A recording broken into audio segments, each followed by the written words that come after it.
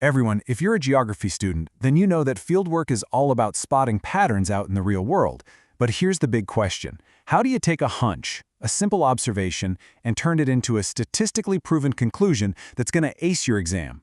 Well, today, we are cracking the code on one of the most powerful tools you have for doing exactly that, Spearman's rank. Okay, so here's our game plan. We're going to start with a real-world geographic hunch. Then we'll get to know the statistical tool itself. After that, we'll walk through the exact steps, you and me, crunch the numbers together, and then, most importantly, figure out what it all means for your fieldwork. Let's get into it. You know, every single great piece of geographical research starts right here. It all begins with a hunch. It's that moment when you're out in the field, you're looking around, and you think, hang on, I think there's a connection between that and this. But a hunch is just the beginning, right? It's not enough. Whether you're studying local disparities in development or looking at changes down a river, you have got to answer this question. How do you actually prove that the relationship you think you're seeing isn't just a total coincidence? So let's use a classic fieldwork example. Just imagine you're in Barcelona, and you're walking away from a major tourist spot, say the Contemporary Art Museum.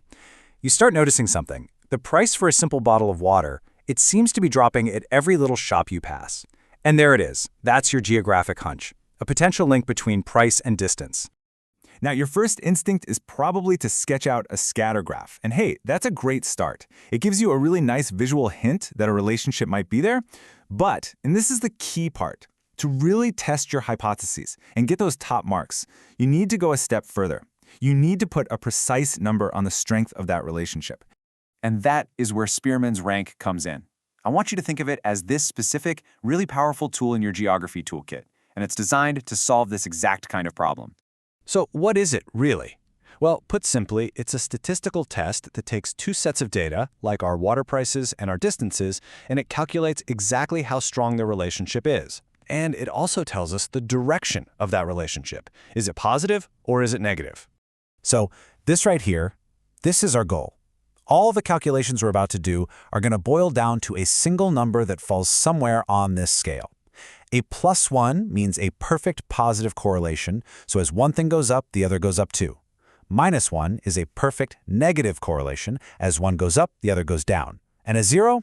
Well, that just means there's no connection at all. So how do we actually find that number? Let's break down the whole process. Don't worry, it's a really simple, logical sequence that we're going to walk through together step by step.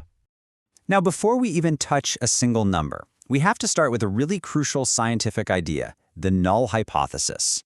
This basically means we begin by officially assuming that there is no relationship at all between our variables.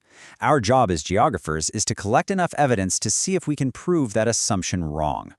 The entire process really just follows these 4 key steps. First, we state our hypotheses, both our hunch and the null. Second, we rank both sets of our data. Third, we find the difference between those ranks. And finally, we square that difference.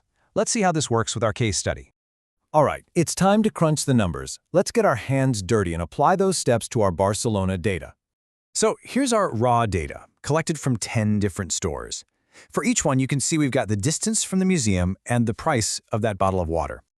Okay, our first calculation step. We need to rank each column of data separately. We give a rank of 1 to the highest value, 2 to the next highest, and so on. But look closely at that price column. We've got 3 stores all selling water for €1. These are tied for the 5th, 6th, and 7th spots. So what do? Simple. We just find the average.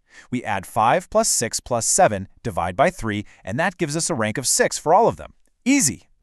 The next step is really straightforward. We just subtract the price rank from the distance rank for each and every row to find the difference, which we call D. So for that very first store, we take the distance rank of 10, subtract the price rank of 2, and our difference is 8. We just do that all the way down. Now we take each of those differences and we square them. This is a clever little trick just to make sure all of our values are positive. And then comes the big one, the most crucial step. We add up that entire d-squared column. As you can see, our final sum, what we call sigma d-squared, is 285.5. Remember that number. Okay, I know what you're thinking when you see this. A formula? But please don't let it intimidate you. I promise we have already done all of the hard work to find the numbers we need. Now it is just a matter of plugging them in. And here's the best part. We only need two numbers from that entire table to solve this thing. The first is that sigma d squared value we just calculated, 285.5. The second is n, which is just the number of pairs of data we collected. In our case, that was 10 stores. That's it.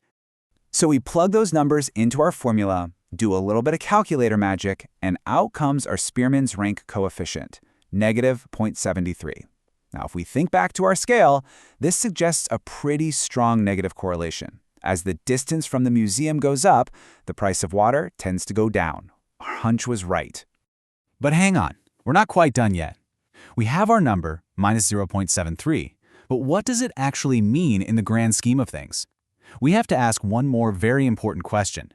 Is this result statistically significant, or could a relationship this strong have just happened by pure random chance?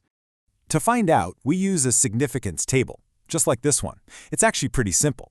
First, we find our n value, the number of data pairs, which was 10. Then we look across to the 0.05 significance level. That represents 95% confidence, which is the standard you'll use for your geography projects. The number in the table there, our critical value, is 0.564. Now here's the golden rule. If your calculated number, and you can ignore any minus sign for this part, is greater than that critical value, your result is significant. Our value was 0.73, which is definitely bigger than 0.564. That means, bingo, our result is significant. We can be 95% confident this relationship is real and not just some fluke. So there we have it. We've gone all the way from a simple hunch on the streets of Barcelona to a statistically significant conclusion. Let's boil this all down to what you absolutely need to remember to nail your own fieldwork report or that big exam question. Honestly, this slide says it all. To get those top marks, you just need to show these 4 things. 1. Always state your null hypothesis. 2. Show all your calculations in a nice, clear table. 3. Get that final coefficient value right. And 4, the clincher, state whether your result is significant by comparing it to the correct critical value. That's the recipe for success. So now you've got the tool. You have the power to go beyond just observing the world around you. Whether you're investigating local development disparities or how a river changes downstream, you can now actually prove the patterns you see. So the only real question left is, what relationship are you going to investigate next?